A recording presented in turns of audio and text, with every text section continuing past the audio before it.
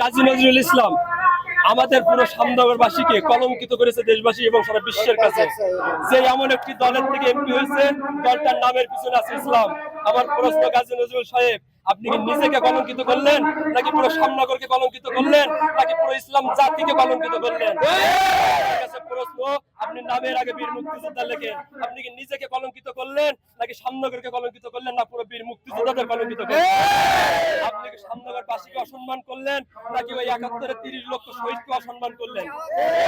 আমাদের চাওয়া দ্রুত সময়ের ভিতরে গাজী নজরুল ইসলাম স্বেচ্ছায় পদত্যাগ করতে মন্ত্রীর কাছে জমা দেবেন, স্পিকারের কাছে জমা দেবেন এবং উনি কলঙ্কের হাত থেকে রেহাই দেবেন। আপনাদের কাছে করজোড়ে মিনতি করছি, মাননীয় স্পিকার, দ্রুত সময়ের ভিতরে এই গাজী নজরুলকে সংসদ ভবন থেকে আপনারা অপসারণ করুন, অপসারণ করুন, অপসারণ করুন।